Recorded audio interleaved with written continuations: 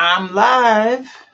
Hope everybody's doing well today. And I am going to get right into it because I found this on eBay for a meager $35. And it called me, if you will. But anyway, no, it's the Digidesign Toolbox. Actually, it was the first system I purchased back in the first full Pro Tools system I purchased back in 2000. I was working on a project with a young man. His name is Anthony Jackson. No, not the Anthony Jackson, but Anthony Jackson, a singer out of Dallas, Texas. And I decided to try one song. I was at the time using 24 channels of ADAT. So I decided to do one of the 6 cuts I think I was doing. One of the 6 cuts was done on 8 tracks, ironically, of this Audiomedia, Digidesign Audiomedia card. So without further ado, I'm going to unbox it. So let's get right into it.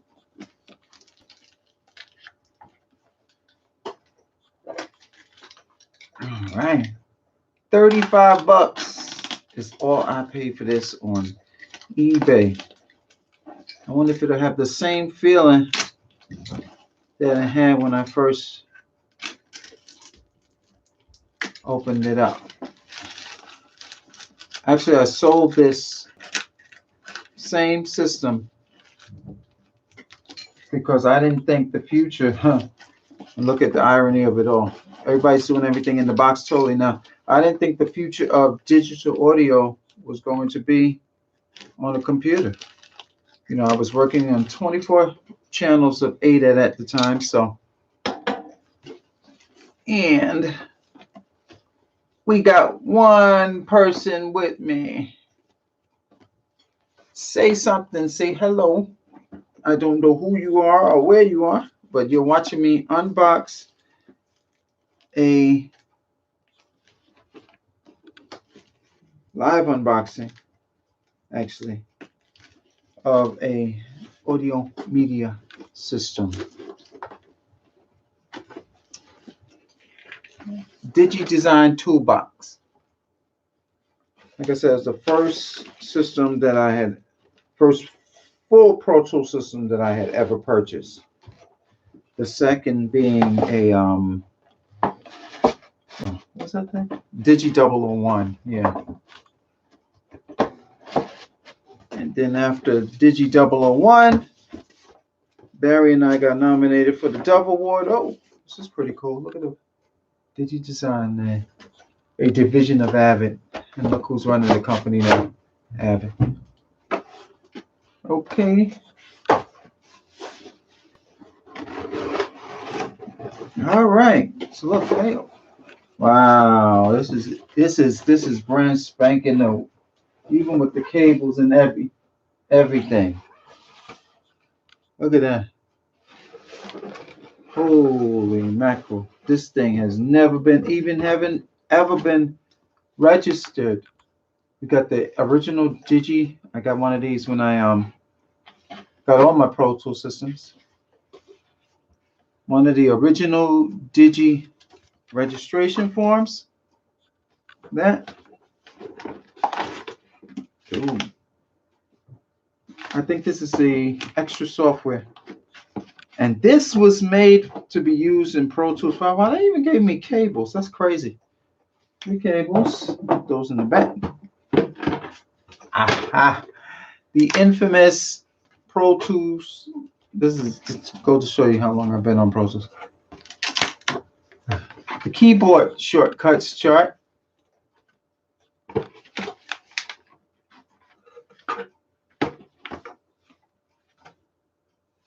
Installation guide.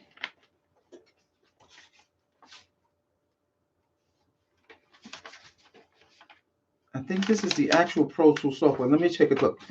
I'll tell you what.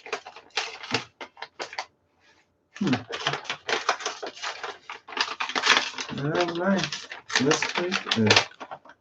Yeah, and I'll tell you what version of Pro Tools this is. Oh, snap. Ah, ha, ha, ha. Okay, this tells you how old this system is, right? I got floppy disk to install, but luckily I do have a Mac 9600 that I will be installing this on to see if it actually powers up. But listen to this. Pro Tools, I don't know if you can see, let's see, you can focus. Let me get this so that it's Pro Tools version 4. This is version 4. I don't know what that is. I know some extra software. Let's see. What else goodies? What other goodies we have in sound effects? Yeah, this is all extra just software. Oh, Bias Peak, which was one of the many mastering programs I would use to send pre-masters, not masters, actual masters, seeding, replicating masters, pre-masters. Version 4. Pro Tools version 4. This is crazy time. Wow. And I started on Pro Tools, I think, in version 2 or 3. One or the other. But that's version 4 right there. Digirex plugin guide. System installation. Pro Tools basics. And the thick, infamous Pro Tools reference guide. All right, now the moment of truth. Here it is, the actual in a closed anti-static bag. Look at that. An actual audio media card for PCI. That was a big thing back then. For PCI. Let's see. Yep, and yeah. Look at this.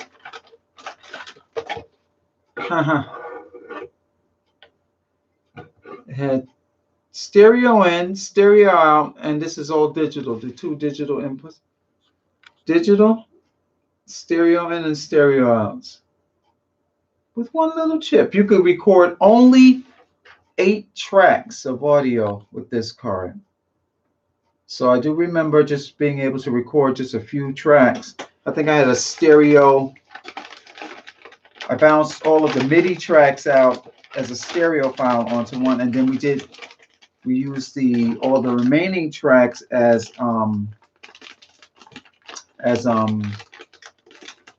background vocals and lead vocals. So I'm gonna seal this back. So that's that. Let me go here. Bada bing, bada boom, bada bang. So put everything back in box. Of course, like I said, the original Pro Tools reference manual, but that's the audio media card. I'm going to be installing all of that into my Mac 9600. This is the getting to know you manual. Look at the way Pro Tools used to look. Look at the interface. How simple the mix window was. Very simple. And actually I liked it like that. You know, it was one of the better options out there at the moment. At the time, rather, I should say, not at the moment. Digirex plugins. They were only Audio Suite plugins at the time. There was no such thing as RTAS, real-time Audio Suite plugins. Only you could just take and manipulate that file. And you had to use SCSI drives on all Pro Tools systems. But this, boys and girls, was my unboxing of an original Digidesign Toolbox system on a Sunday. And today I would like to give a big shout out to my baby girl, Autumn. And if you get a chance, you should visit her channel. It is called Audix World, AUTTY''S. World, Audix World, here on YouTube, where she does a little bit of everything, from running around in the park to playing with the dolls to what else did she do? Oh, she did Bean Boozled with my wife, where they ate sour nasty jelly beans. So go to her channel, and it's audixworld.com. Now here's the system required. Audixworld.com. Wrong. Audix World is her YouTube channel. Now to use this, you need this particular system. Here's what's the qualifications. If you were using it, you needed a CPU with a minimum speed of 100 megahertz, a 14-inch computer monitor, 48 megabyte, not gigabyte, megabytes of RAM, Mac OS 8, and OMS, opcodes MIDI system, which was a switching system for MIDI at the time, and a qualified SCSI drive of a qualified SCSI drive. And minimal hard disk for requires approximately. Oh, they were letting you know that 16-bit audio required 5 megabytes of hard drive space at 44.1. 5 megabytes per minute of audio. Wow. Yep. So this system, as you can see, at once upon a time was, has over $1,500 in software. And they boxed it. This was I think the first that I could remember, the first fully boxed Pro Tools system that you could go to Sam Ash and buy. And I'll never forget the day that I went and purchased it. I wound up selling it because I was switching over to fully switching over to ADAT.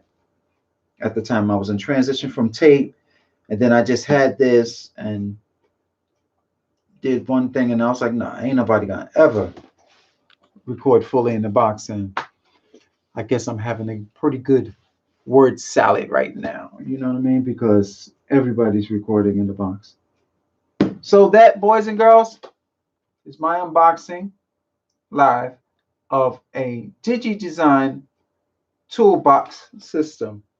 Digidesign, the forebearer of Avid. They came before Avid. Well, they were around the same time, but Avid wound up swallowing them up.